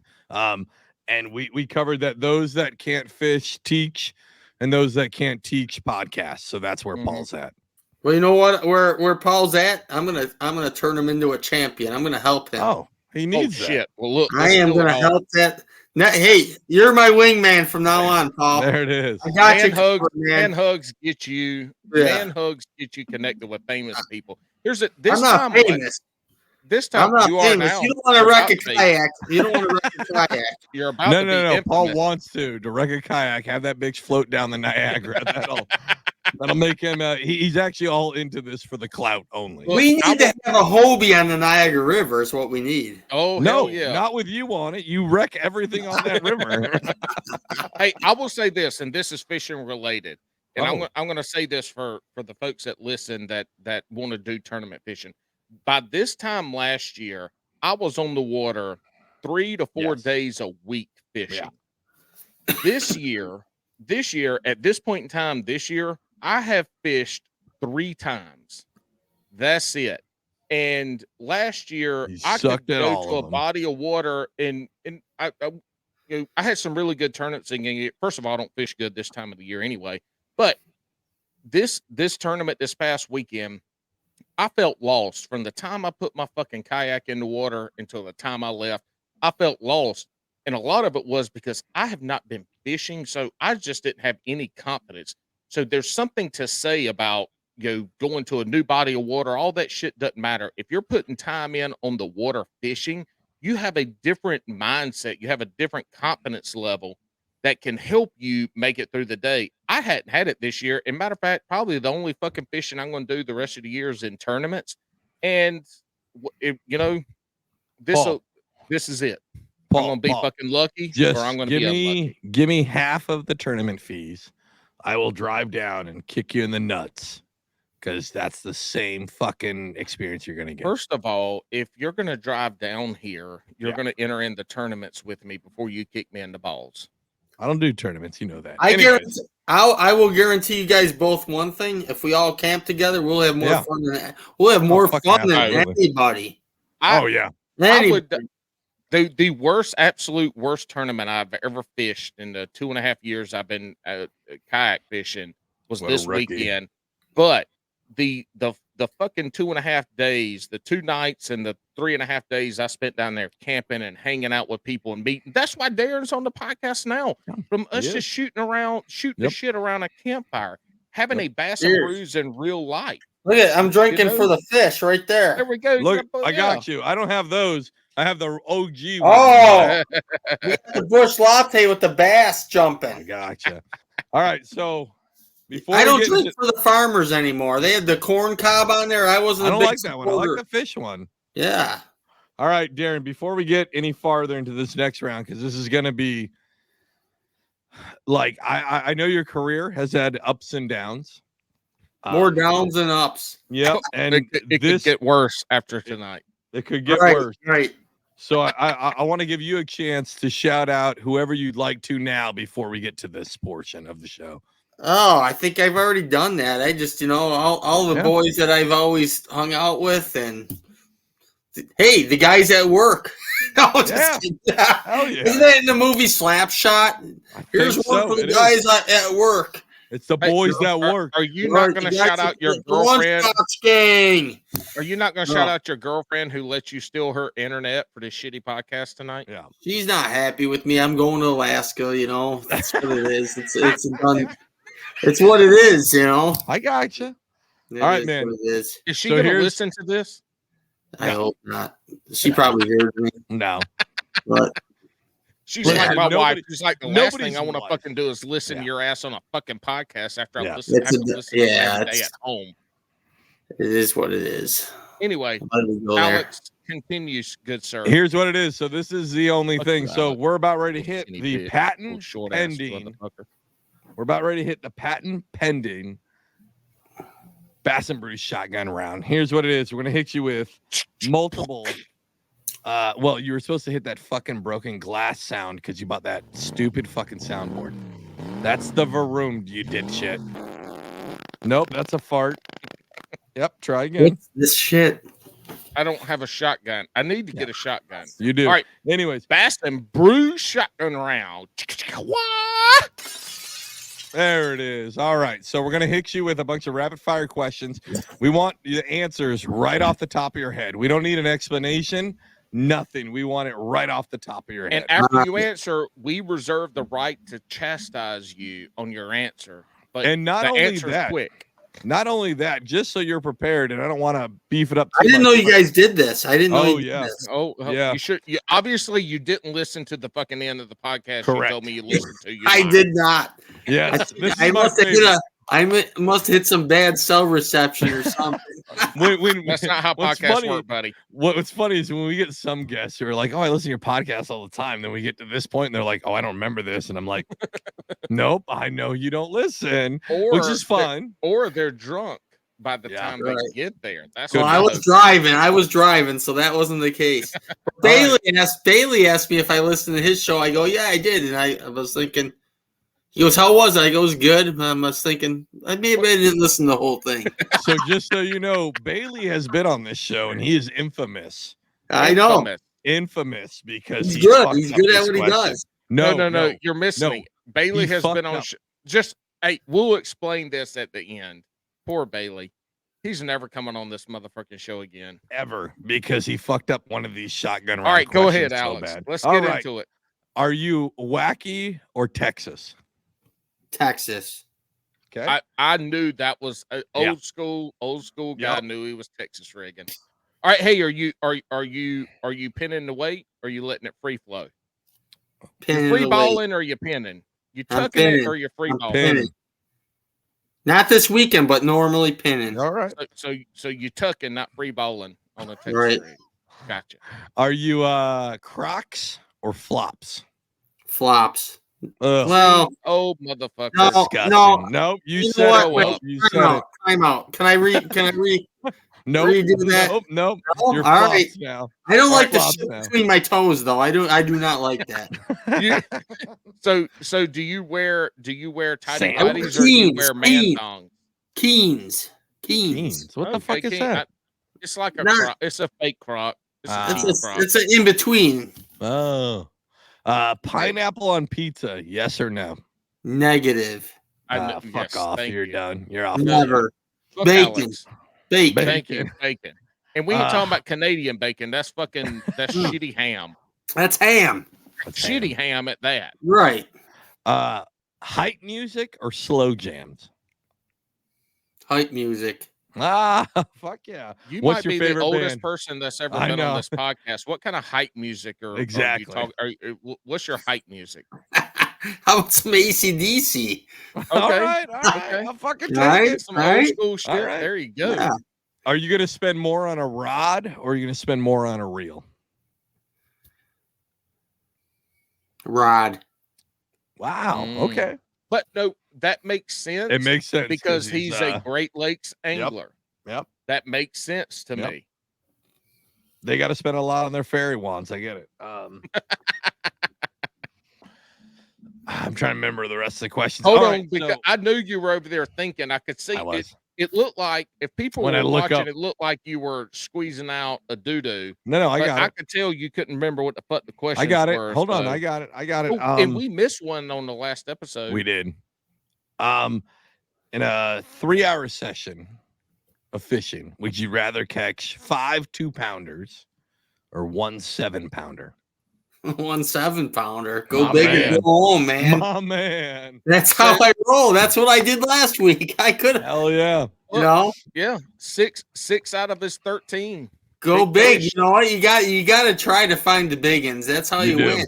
Hey, either I'm going to catch big fish and make money, or I'm going to catch 5 big fish and make a bunch of money. Or Right. if you're Paul, you're not going to catch any fish and you're going to lose money. So Yeah.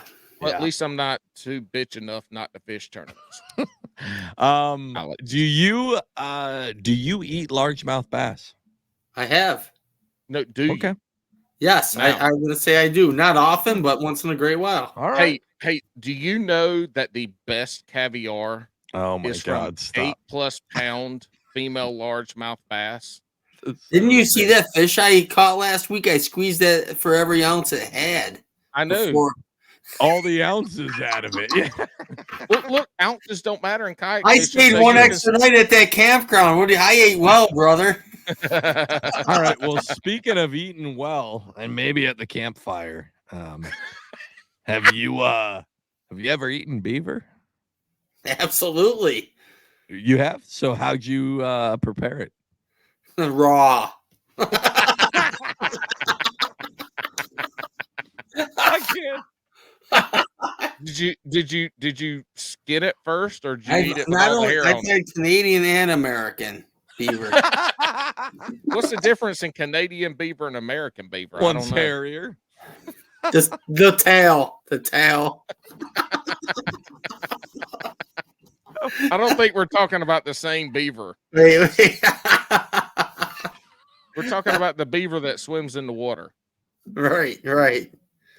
No, really, No. we are. Have you? We are. No, We are. Beaver. Right. Oh, No, I'm eating a different kind of beaver than you guys eat down there. Both are delicious. You're right, I'm sure. All right. No Paul, disrespect, did I? no disrespect to the swimming beaver. Swimming beaver. All right, But- Paul. but- Did I hit them all before the did they last have one? to use swimmies? Did your other beavers have to Stop. swim? Stop. We're All right. going to show you guys running here. You're going to show us? No, he said, I what said, kind we're of going show? to show you running. Anyway. If you'd have listened to that one episode that you obviously didn't listen the whole way Children. through, you would have known.